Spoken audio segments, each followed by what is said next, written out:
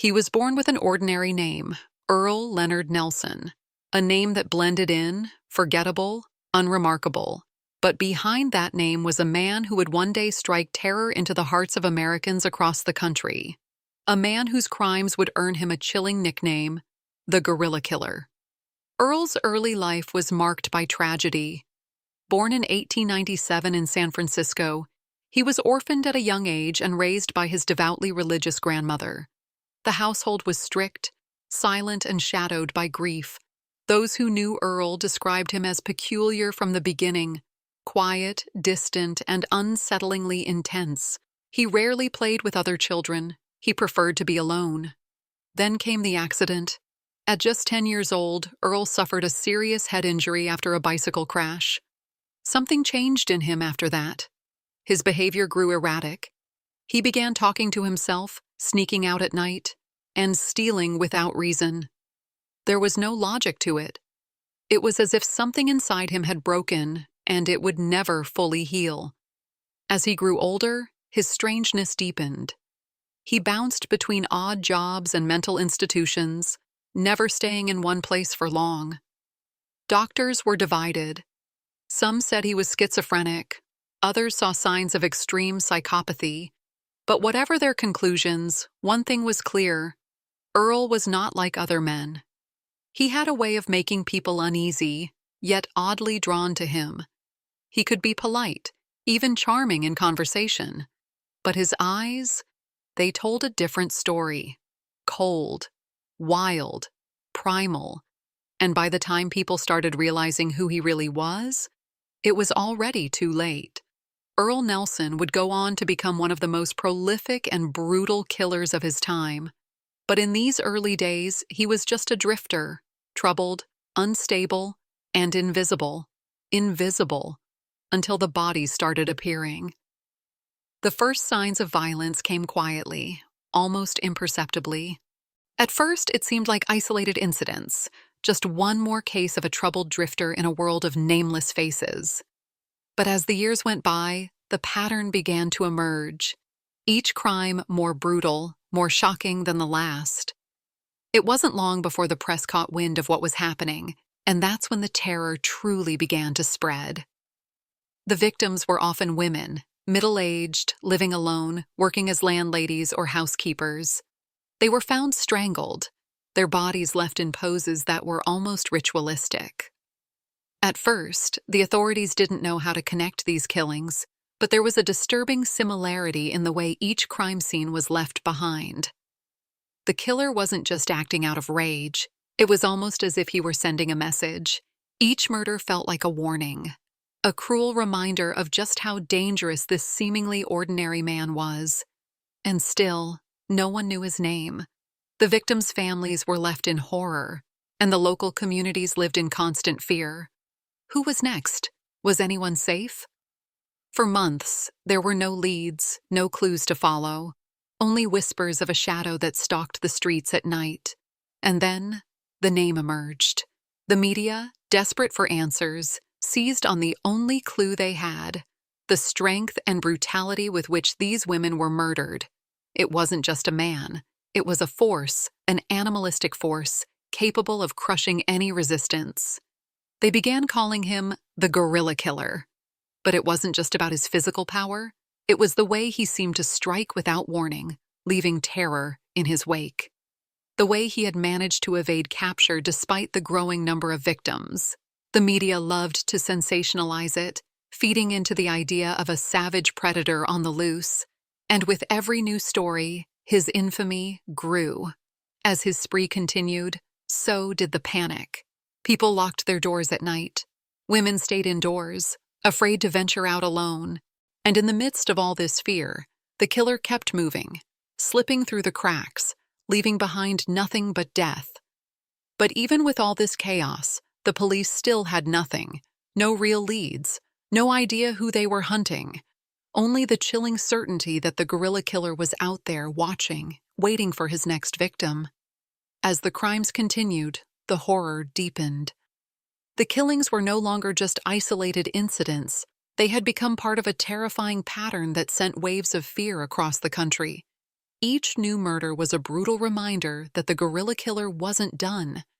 In fact, he seemed to be growing bolder, more reckless, and more violent with each passing crime.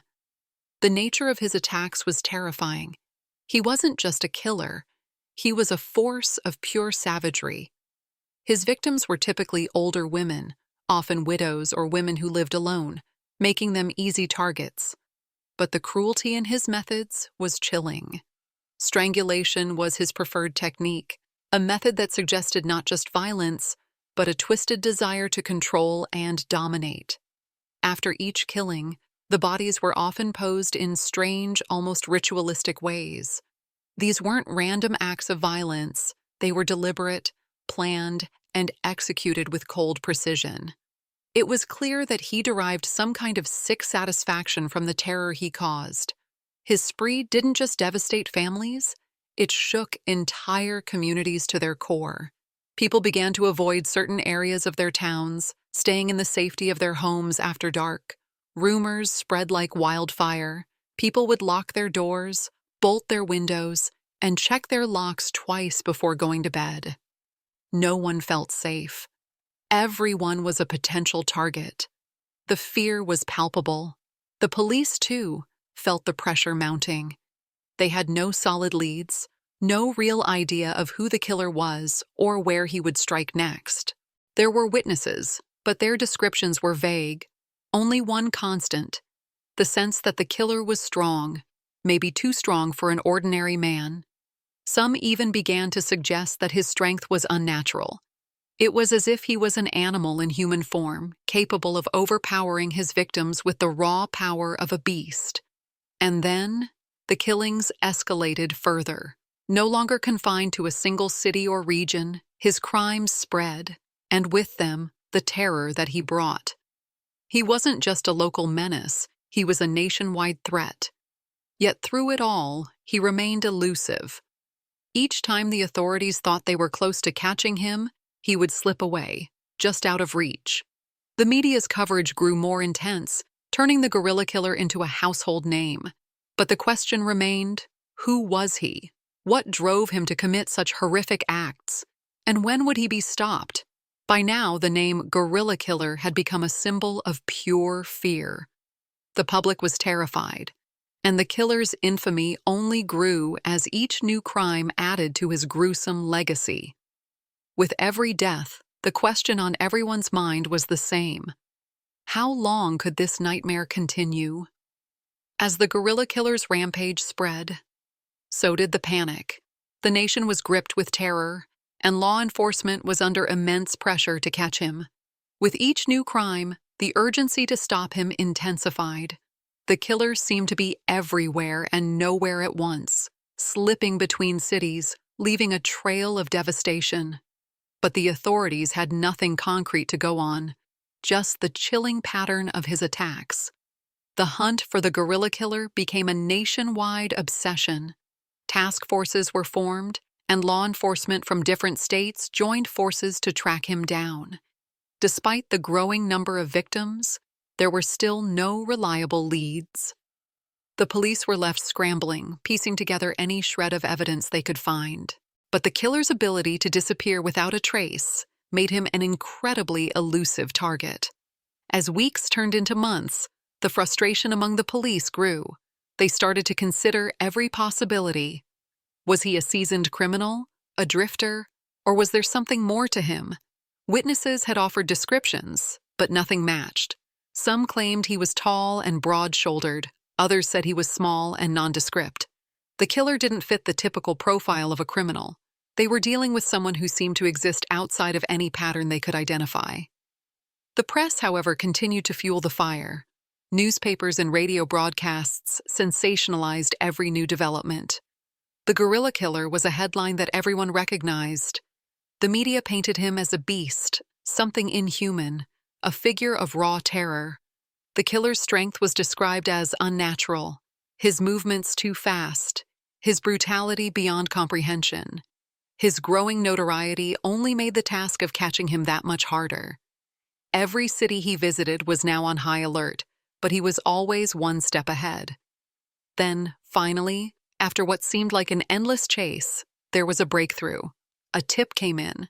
A man matching the descriptions of the killer had been spotted in a small town on the outskirts of San Francisco. Law enforcement moved quickly, surrounding the area. The tension was unbearable. For the first time in months, there was hope. Hope that the gorilla killer might finally be caught. The authorities tracked him down to a small, nondescript house on the edge of town. It was here that the manhunt would finally come to an end. The killer, once so elusive, was now cornered. But as the police moved in to arrest him, the nation held its breath, knowing that the terrifying figure who had haunted their worst nightmares for so long was finally going to face justice. And yet, even with the end in sight, one lingering question remained. Who was this man, really? What drove him to kill in such a savage, brutal way? It was a question that would haunt the authorities and the public long after his capture. After months of terror, the gorilla killer was finally in custody. But while the public breathed a collective sigh of relief, the real work was just beginning. The police, the press, and the families of his victims all wanted answers. They wanted to know who this man was, why he had done what he did, and how someone like him could slip through the cracks for so long. The trial was a spectacle in itself. The media, hungry for every detail, flooded the courthouse. This was no ordinary criminal case. It was the trial of the century. And as Earle Leonard Nelson stood before the judge, his demeanor was anything but what people expected. To some, he seemed eerily calm, almost detached. To others, he seemed to show signs of remorse. But those who had been closest to him during his arrest described him as distant, almost vacant, as though he were somewhere else entirely. As the proceedings unfolded, it became clear that Nelson wasn't just another criminal. He was a complex figure. He had been diagnosed with mental illnesses in the past, and many in the courtroom struggled to understand whether he was truly aware of his actions. Some experts argued that he was schizophrenic, while others suggested that he was simply a cold-blooded killer, using mental illness as a shield to avoid responsibility. His defense team pushed for a verdict of insanity, but the prosecution had a different plan. They wanted to make sure that the brutal nature of his crimes was front and center, and they worked tirelessly to prove that he knew exactly what he was doing when he killed. The courtroom was filled with emotion. The victims' families were in attendance, seeking justice for the lives lost. Their pain was palpable, and for many, this trial was the final chapter in a nightmare that had consumed their lives. The testimony was gut-wrenching as the prosecution laid out the details of each murder. The brutality of Nelson's actions could not be denied. The people who had once feared him were now sitting in the same room as him, awaiting the justice they so desperately wanted. When the jury delivered their verdict, there was no surprise. Earle Leonard Nelson was found guilty of multiple murders, and the judge handed down a sentence that reflected the gravity of his crimes. The courtroom erupted in tension as the decision was made. But despite the conviction, the question still lingered in the air. Why? Why had this man chosen to kill? What had driven him to such unspeakable acts? In the end, Nelson's fate was sealed, but the questions surrounding his motivations would never fully be answered. His trial, though, did bring closure to many. For the families who had suffered, there was at least a sense of justice. For the public, there was the comfort of knowing that the gorilla killer would no longer be a threat. But the impact of his crimes, the fear he spread, and the lives he destroyed would leave a lasting legacy that could never be undone. Once Earle Leonard Nelson was convicted, the nation slowly began to heal from the terror that had gripped it for so long. But while the immediate fear of the gorilla killer was over, the legacy of his crimes lingered. His case left a dark mark on America's criminal history, one that would be discussed for decades to come. The brutality of his killings, the way he eluded capture for so long, and the chilling nature of his attacks haunted the public's imagination. For years, his name would remain synonymous with terror. The gorilla killer was no longer just a criminal. It was a symbol of pure evil. The story of his reign of terror would be retold time and again, in books, documentaries, and even Hollywood films. His actions became the template for some of the most infamous killers in history, and his ability to evade capture would be studied in criminal psychology courses for years. What made his case even more disturbing was the mystery that still surrounded him. Despite being convicted, many aspects of Nelson's life remained unclear. There were questions about his childhood, his upbringing, and his mental state. What exactly had pushed him to kill in such a savage and methodical way? Some experts believed his head injury at a young age had played a major role in his violent behavior, while others speculated that he had been born with a propensity for violence. There were even rumors that he had been part of a larger network of criminals, though no evidence ever confirmed this. Nelson's story raised important questions about the nature of evil and the criminal mind. Was he a product of his environment? A victim of mental illness? Or was he simply a monster born to destroy? These questions remained unanswered, and in the years after his conviction, there were few who truly understood why Earle Leonard Nelson became the man he did. As time passed, the media moved on to new stories, but Nelson's legacy remained. His case was revisited whenever the nation experienced a high-profile crime spree or when questions about the criminal mind resurfaced. And in some ways, his crimes would be remembered as a warning, a reminder that there are monsters hidden in plain sight, people capable of great evil, living among us, undetected until it's too late. In the end, the guerrilla killer's story was one of terror, but also of caution. It serves as a chilling reminder that sometimes the most terrifying things aren't the ones that make headlines. Sometimes they're the ones that live in the shadows, waiting for their moment to strike. Earle Leonard Nelson became a symbol of that lurking danger, a monster in the guise of a man.